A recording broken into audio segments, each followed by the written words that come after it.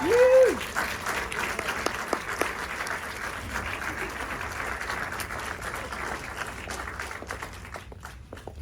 Hi, everyone. Hi. There are 4 mics and 2 people. Okay, great. Back up. Okay, hold on. Are they on? Hello. Oh, great. Hi. Oh, Hi. Mine's not on. Oh, do you hold down the thing? Okay, Okay. now it should be on. Hello. Hi. Hi. Can everyone hear us? Hi. Thank you so much for coming. I want to ask how traumatized you are, but we'll start by talking amongst ourselves about how traumatized we are. Yes, exactly. I've seen this now twice in 1 week, and it was as good the second time. So I love this film so much, and also love you as a director, and I'll probably fangirl a lot tonight. I also have notes because 9 p.m. is my bedtime, so. But I have a lot of questions and want to dive into conversation, but was thinking that first, I don't know if everybody here knows that you're a multi-hyphenate, so not just director, but also screenwriter and author. So I was hoping maybe you could just talk to us a little bit about that and just an overview of your career. Okay. I started as a writer, and then because I'm controlling, I became a director. And then because I had writer's block, I started writing prose, and then I became an author.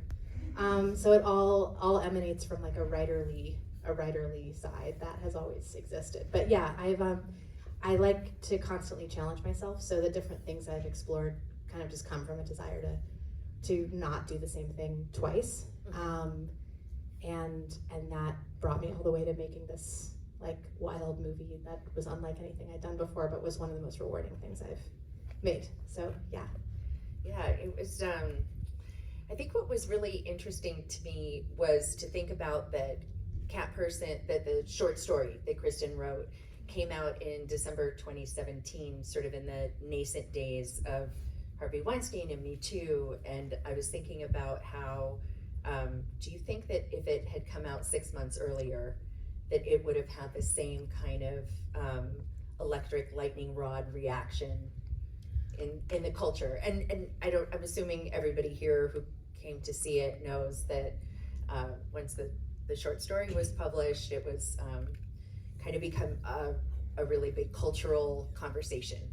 Yeah, it was very explosive. I don't know. I mean, it's interesting how quickly the culture shifted. I mean, it felt like suddenly it was that period of time where like each week there was like a different scandal coming out, and then 1 week the scandal was that people were really fired up about this story, and then people were angry at the people who were angry at the story, and then that like narrative took over everything that it even took over what people were discussing about the content of the story. Like the narrative just became like, why is everybody so why is this getting under people's skin so much? I don't know. I mean, it's hard to remember a time before we were talking about this stuff because it's so. Oh, I can remember. Yeah. I mean, it feels like the story came at a time that people were they were just anxious to put it into one box or another, and I think the inability for them to do that is why it caused so much debate. Like, it's not a black and white story about consent. It's, I think especially in the movie, it's like she does consent. It's sort of trying to problematize what that really means. It's not a great love story, and it's not a movie about an obvious, clear line that's drawn and someone overriding the line. It's about a dynamic that's much more, I think, relatable to people, which is something that's in the middle. Yeah. And I think that people are frustrated that they couldn't like jam it into one side or another of those debates, and that is what they couldn't drop. But yeah, I mean, I think even in the 6 years it took to make the movie, the world shifted again, and we got a lot of movies that were like female revenge narratives and clear stories of, right and wrong. And then I think people started to want to talk about the nuance after all of that happened, and it just so happened that it takes that long to make an independent film. So here we are, hopefully entering the conversation at that time. But yeah, I mean, in expanding Kristen's story, Michelle Ashford, the screenwriter, really tried to like observe the reaction people had to the story and analyze some of that anger and then put it into like the last chapter of the movie, and kind of reference like what was like dredged up by the story in the movie itself. So there's a bit of like meta storytelling there. But yeah, 2017, man, that was, I remember when the story came out, I couldn't believe it was so explosive for people, because to me it just felt like a really relatable, perfectly told story that wasn't that scandalous. And then the fact that it caused a scandal was surprising and seemed like it was just like a bucket for people's projections about their own love life to go into. Yeah, you know, like no one could agree about what it was about, and that seemed interesting too. Right. Yeah. I mean, I'm curious because I certainly saw myself, unfortunately, in both characters. But I'm just curious, like, who else saw themselves has had like a Margot, that sort of experience? I mean, not good, but But- like I really related. Yeah, I'm like, oh, great. 2 arms up there. Yeah, exactly, 4 arms there. Yeah, no, it was a very familiar feeling story. Yeah. And even some of the Robert moments, which I'm sorry to all my ex-boyfriends. So No, I mean, I think we wanted that. You know, I mean, the interesting thing too is that just the thinking about different forms, like the story is Margot's perspective. You're taking Margot's word for whatever she's saying, because she's the only conduit you have to the information you're getting when you're reading that story. But then when you're making a movie, you have to talk to an actor who's asking why he's saying and doing things, or he's like, what's the subtext here? Why did I do that? And you have to actually like develop a psychology for the guy who is more or less just like a projection in the story, but you have to kind of like make him dimensional. And that, I think, forced us to add more moments of relatability for Robert that then I think have made the conversation more complicated. And, you know, giving him a little bit of a context for being the way he is, it allows people to see themselves in him. If he's like a cartoon villain, then people are like, well, I'm not that guy. That guy's terrible. If they can kind of see just a little twinge of recognition, it kind of helps them. I want people to see the behavior of these characters and things they've done, things they've had done too. Like it messes it up in a good way, I think. One thing that I found really interesting as I was watching both the first time and the second time, was it really sort of pushed my thinking and my beliefs to kind of question, and I found that there was sort of the triangle of dialogue around, and the Taylor character in particular for me kind of was one sort of a voice that would come in and challenge thoughts I might have, or she challenges Margot's thoughts in there. And so I really appreciated being forced to think about some of those things in a way, because Susanna and I had a chat yesterday, which maybe was better than this might be tonight, but sorry, 9 p.m.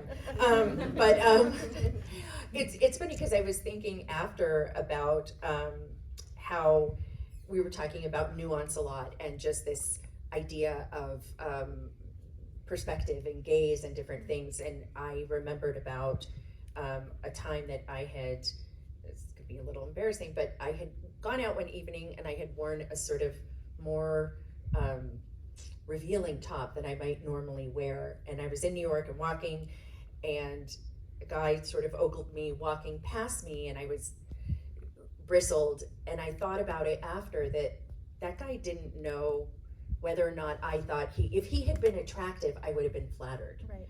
And so it was a really interesting moment for me to recognize that nuance and perspective, and I think we see that in both sides of the film. So did you have not to put you on the spot, but did you have moments for yourself like where you saw your own experiences prior to making the film differently from what you were creating? Yeah, I mean, I think, well, just that idea of listening to people's origin stories as couples, like listening to wedding vows that talk about how one person was just doggedly pursuing the other person and kind of semi against their will for years, and like finally she gave in and here they are. It's We all heard those stories.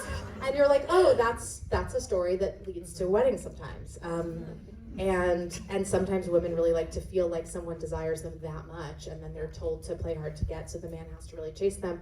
So it's like, that's a whole set of romantic narratives that we have in literature and movies and all that.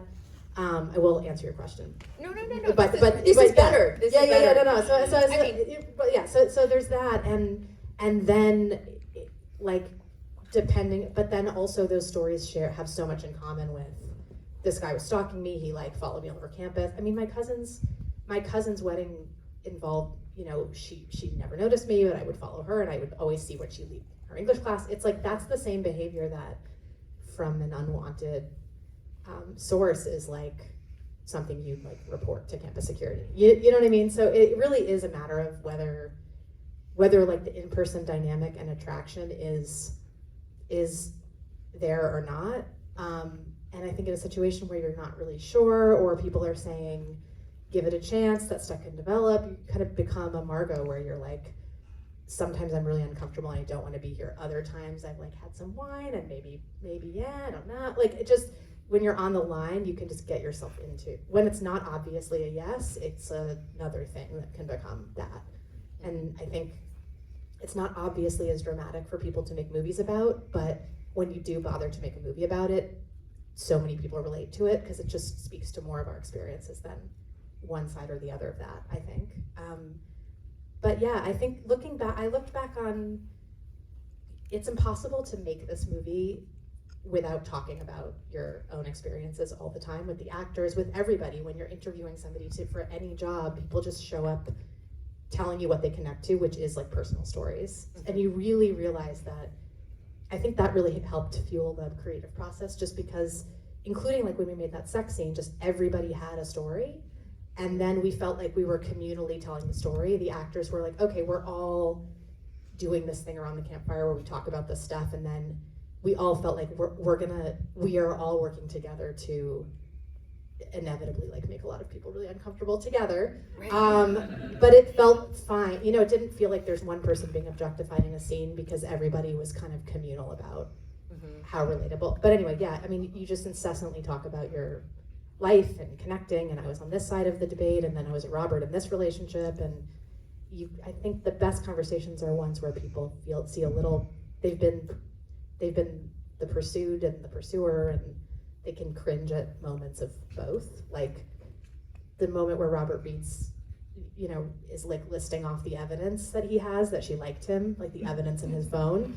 I don't know, I think we've all been there, whether we've like announced it or not. Susanna, for making some of us feel a little better about our behavior. No, but I mean, like, but you like see where he's coming from. It doesn't excuse the behavior, it doesn't excuse what he does or any other part of the movie, but there have to be moments where you're like, I get that he was confused. It doesn't justify other things that are toxic that he does or whatever, but he is confused. She's confused. How could he not be confused? She doesn't know what she wants, or what she wants is like shifting, and it can just lead to, yeah. I'm curious if you can talk a little bit about that there's sort of, and if this is accurate, that there are three women's perspectives here on the screen. You have Kristen's from the original short story, you've got Michelle's in writing the screenplay, and yours as director, and where the places were that you sort of overlapped in your beliefs, and were there chasms in other ways? Yeah, I mean, I think Kristen's perspective is right. So like my job is to adapt Michelle's adaptation of Kristen's story, which is an adaptation of Kristen's experiences. So it's like many generations of copies of things, which I think is just the exciting thing about making like different mediums of the storytelling, is that it shifts in that way. I mean, Kristen's story was purely from Margot's perspective, and it's about projection, it's about not having any closure, it's about the unknowability of Robert. That's the point of the story. She doesn't know him. She gets these little snapshots that give her information that leads her to conclude at the end that he's a certain type of guy. but it's not really about hearing from him. It's not the point of the story. It doesn't have to be. It's a perfect story for what it is. And then I think, and like I was saying, my job involves a lot more like interfacing with the Robert in the room, like this like 7-foot tall actor who's like, why did I do that? I'm like, Cousin Greg. Cousin Greg, you had to do it. This is what you were heard about earlier. This is what happened in your childhood. I don't know. I just came up with some stuff. But and I think in the middle, Michelle's job really was to take Kristen's very internal story that could otherwise be a very small voiceover laden female perspective limiting movie that men don't see because they're like, that's a movie about a woman's mind. I don't want to see that, you know. It's like Michelle saw the potential to make it, okay, well, if we take those internal experiences and make them manifest in these really exciting, if we immerse the viewer in what it feels like to be a woman, which is that your life contains many genres, like you have a clip reel of like horrible images as a woman that you see in movies, on the news, in books, like it's so easy to conjure up those images when you are walking down a dark street. It's like you just have them like right there. So being a woman is like a multi-genre experience, and I think Michelle's that's quotable. It's like, right, someone's writing that down, right? That's a good one. Michelle understood that, and she's like, that's the way to make this movie. That's the way to make people understand, you know, Margot's mind from like a not navel-gazing perspective, but from a perspective of bringing people into like that drama. So I think on Michelle's part, she was very interested in that. Michelle's also like a psychology nerd, and she's like, what is the subconscious? What is the sort of like age-old disconnect between men and women? And for her, it was much more like seeing this male-female mating dance in terms of like a history of men and women thing. Right. And even before like smartphones, men and women were not communicating. Women were still placating men were still like narcissistically vulnerable about stuff, and women were still like trying too hard. You know, it's like all these issues existed before texting entered the equation. So I think Michelle was like seeing it in a much more eternal way, and then I had to like pick the super specific like phone stuff. So with the psychology and this sort of you know, age-old or oldest time kind of narratives, what do you know, is that the archaeology that was sort of in the film, the theme there is what role that played? Yeah, that's the kind of thing that I think Michelle is, that sort of symbolism and allegory is something that she's very passionate about, and to her that was the way to expand it beyond like one girl's zeitgeisty 2021 at the time of shooting experience. And I think, yeah, Michelle's interested in like women have always been the victims, the sacrifices. There's like this, that's just a pattern of, it's sort of something that you're like doomed to repeat unless we try to change that somehow. So I think she wanted to put Margot in that narrative. So it's like Margot's trying to fight something that may or may not be inevitable for her. And I think where I came along was trying to like, I mean, you know, trying to just like blend the two. Like there's something that Kristen's story did that was so personal and so hyper real that I think was really a big part of why people love the story. It felt like somebody's diary entry. And then Michelle, in expanding it into a movie, like added all this like metaphor and all of that, and then I think my job was just to try to make sure that they both were like serviced by the vision, and that we got enough of the genre and the like grander stuff there to make it feel like a big movie, but also that we maintained a level of that like just base relatability that made people care about the story in the first place. Yeah. It was interesting because I, in watching it the second time, what came up for me was that I just had this automatic assumption that Margot had trauma in her past, like major trauma, and I realized that may be personal reflection, but is that something you just sort of assumed, or is that, or is the point that this really is every woman's experience, whether you've had prior trauma or not?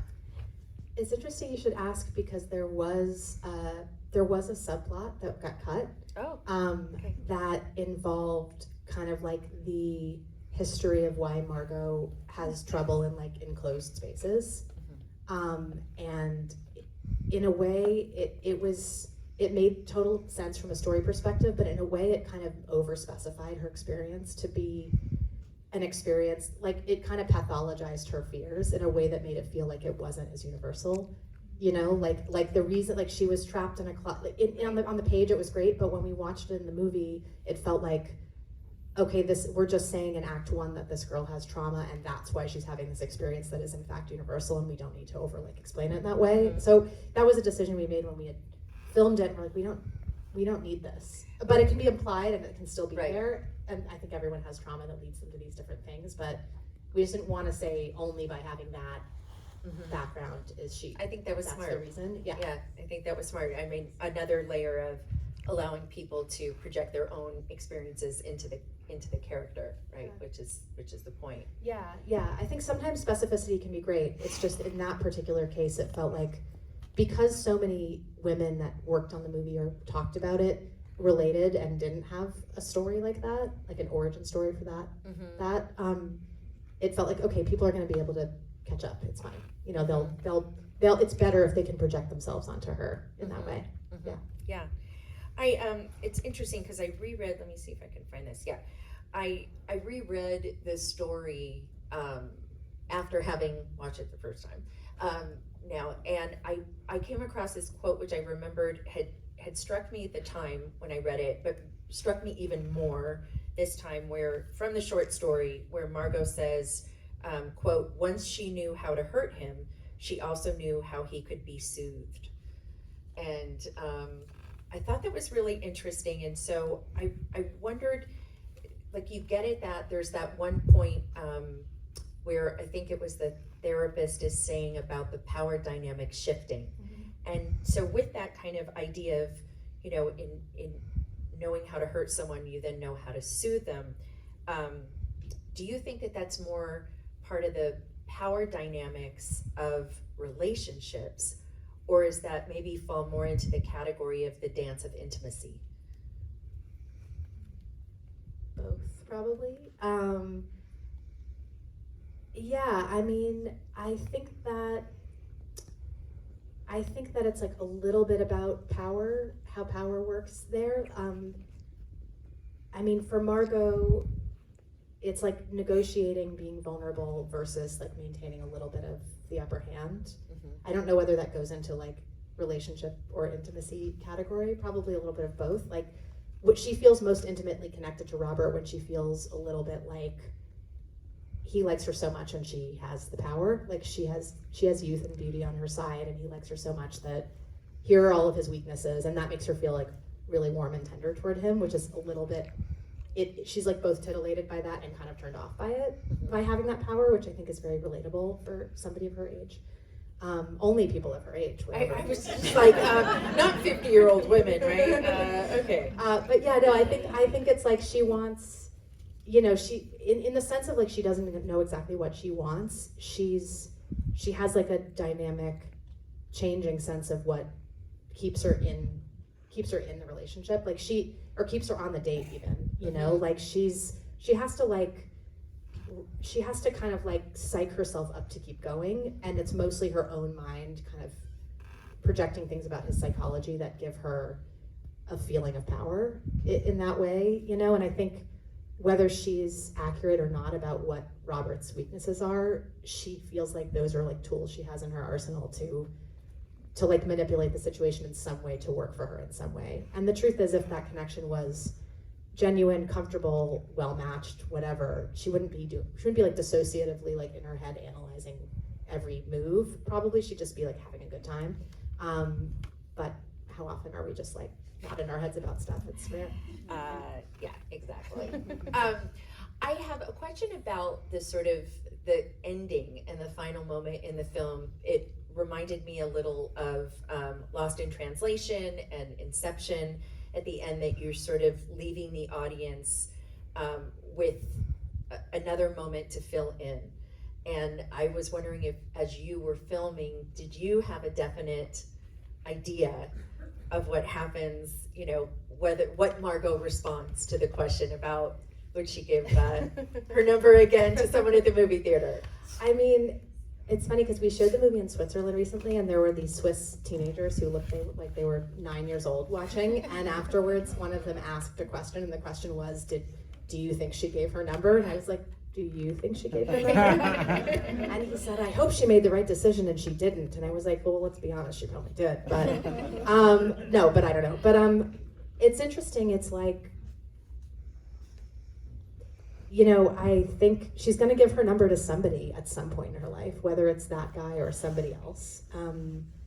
We're not telling a story about a woman who, and that's when she learned that she can never date again. Right? You know, it's like we have to keep like trying, living to fight another day in these situations. And so we didn't want to end it with that button of she learned her lesson, she's never leaving her house again. But also, we didn't want to sort of like dismiss her by saying she learned absolutely nothing and she just forgot what happened to her, even though she has a scar on her forehead now, you know? So do I have an opinion on it? I mean, I'd like to think that she would proceed with caution, whether it's with that guy or not. I think she'll go out with whatever version of that guy she's attracted to and not the version that she's not attracted to. She might go out with somebody who's like on the fence in that way for her a little bit, like Robert was. And whatever decision she makes to take the number or not give the number or not give the number doesn't necessarily have a bearing on like how poorly it could go or how well it could go. Right.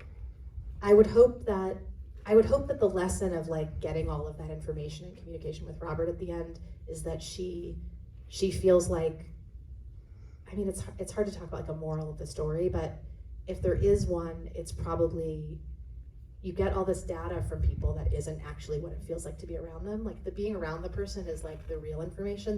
The rest of it is like evidence that you've tampered with from your own brain and your own phone, and it's like not really. It's like not. Yes. It's like mediated. You know, like yes, it's information, but it's also your own. It's really more about you and your own shit when you're sitting there with your phone thinking whatever. It's like whether you had a good day, whether you're angry at that person and then your mind is reading their text in 5 different tones of voice. It's the same text, you know? Yep. So it's like that has little to do with the person or the dynamic. What has more to do with that is when you're with that person, are you comfortable? Are you going off into your head, imagining them in therapy, trying to make yourself feel like you have some status? Or are you like, oh, we're having a good time. Oh, I liked that movie, or I didn't like that movie and he wasn't hostile about it, you know, or whatever. So I think anyway, so I guess it's like the idea that she knew him so well because of all of this like data that came in, made her feel like, it kind of made her feel like she was obligated to go home with him because they had talked so much, but they hadn't really talked so much, really. They hadn't been in each other's like airspace for that long. By the time she like put herself in this super intimate situation where communication was like necessary, real communication. So I don't know, it sounds like there's like a Puritan message to it. It's just like, you don't have to jump into that stuff just because you texted someone 20,000 times. That's all. That's my message. Yeah. And was the ending as written in the script? Yeah. Okay. Yeah. I should admit that I'm very obsessed by the end of Lost in Translation. Yeah. So, and Inception. So I like endings that are like a question. You know, the question of like, is she doomed to repeat her actions, and is that just like the nature of being a woman in the world, wanting a connection but also having fears and traumas? You know? Yeah. I had another. Let me find another question.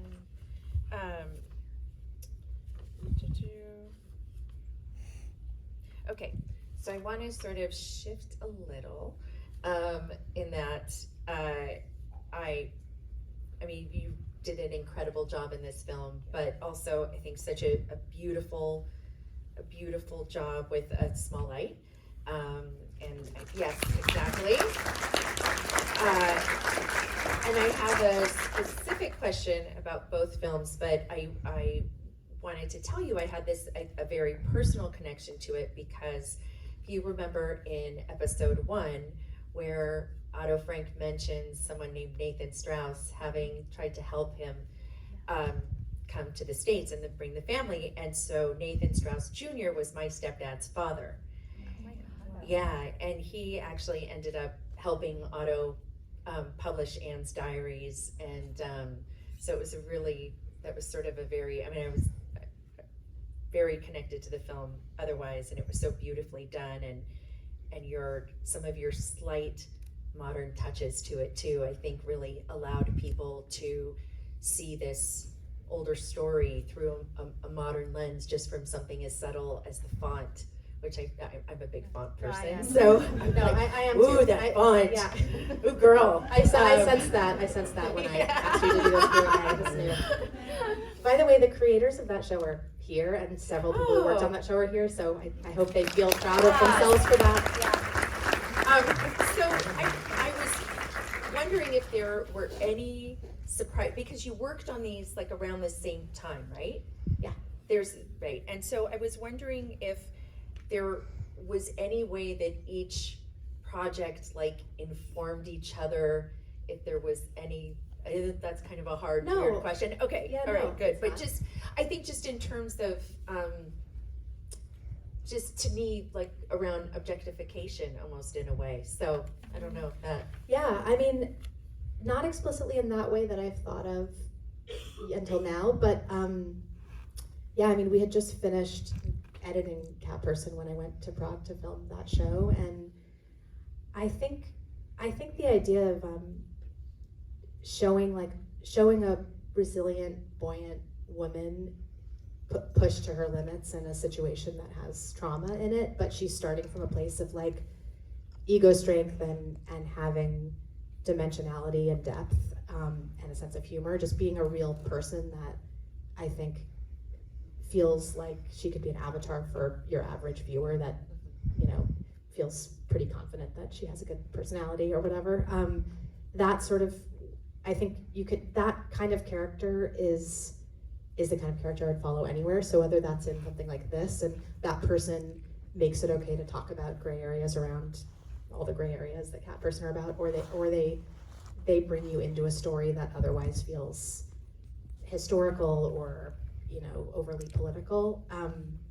I do think it's about like the importance of creating characters like that. It's, you know, just, it seems so simple, but just a person who you feel is not an archetype bringing you into a complicated, like multi-genre thing can just open up the whole world. It shouldn't feel, I mean, the font is more modern, but it shouldn't be such a modern thing to make something feel like immersive and emotional instead of distanced. But sometimes it is, because people don't always do that.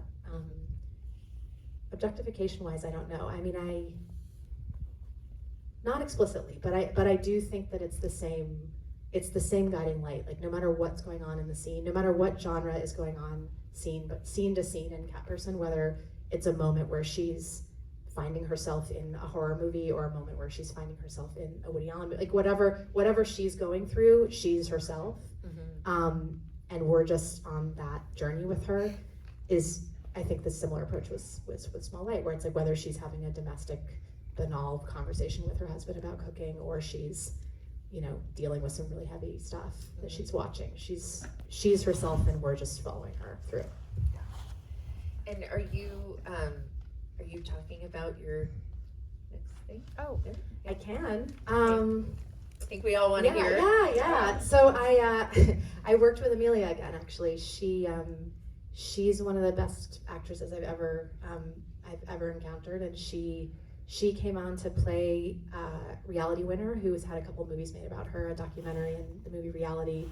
But she's a Texan whistleblower who like loves CrossFit and speaks Farsi and is this completely very specific and very not Margot person.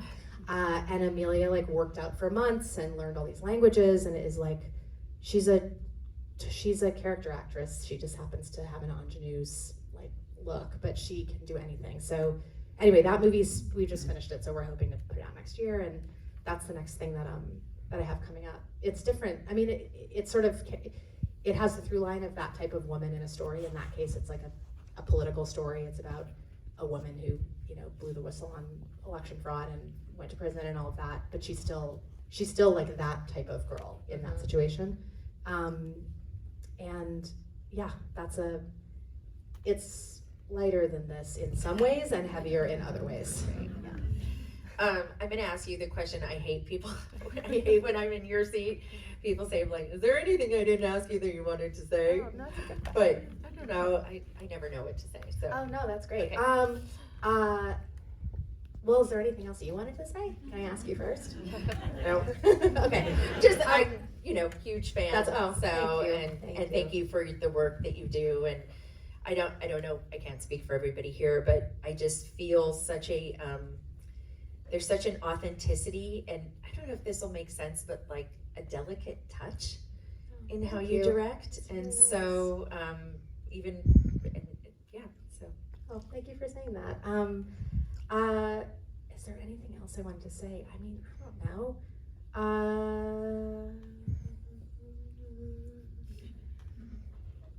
Probably not. Oh, well, yeah, okay, there is. I would say that my hope for the movie is that men as well as women see it. Like, I know there are a lot of men here. I'm friends with a lot of you, so that's probably why many of you are here. But I do hope that people know this movie can be for them. It's not a movie that's got some like agenda of condemning somebody, and this is not like a movie that you go to like flog yourself about some judgment that I have of you. It's really just to invite people into the conversation, and I think that's the point of it. And I hope people know that. I hope people feel like invited into it to participate in the debates that it offers. Whatever they think of it, whatever they think of the debates, whatever they think of the characters, that they can enter the conversation, because I think the best work is provocative in that way. It's rarely the safest stuff, but it's the best stuff, I think. So anyway, I hope dudes see the movie, is my point. That was what I wanted to say.